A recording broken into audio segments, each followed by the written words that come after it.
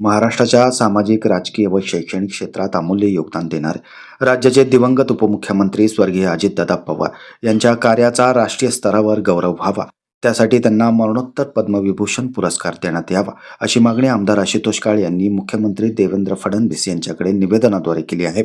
आमदार काळे यांनी मुख्यमंत्री फडणवीस यांची भेट घेऊन स्वर्गीय अजितदादांच्या 4 दशकांहून अधिक काळच्या लोकहितकारी कार्याचा उल्लेख केला. कृषी, सहकार, शिक्षण, उद्योग व विकासाच्या विविध क्षेत्रात त्यांनी दिलेले योगदान महाराष्ट्राच्या प्रगतीसाठी अत्यंत महत्त्वाचे ठरलेलं असून जनतेशी त्यांची घट्ट नाळ होती, असेही त्यांनी सांगितले.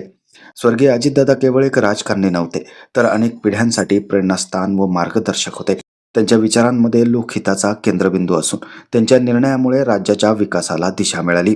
त्यांच्या जाण्याने राज्याच्या राजकारणात निर्माण झालेली पोकळी सहज भरून निघणारी नसली तरी त्यांचे कार्य व विचार सदैव स्मरणात राहतील.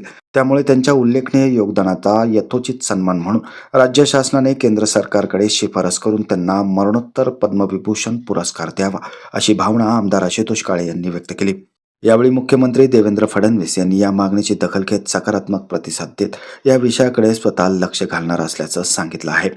माझं गाव चॅनलसाठी स्वप्नील कोपरे, कोपरगाव.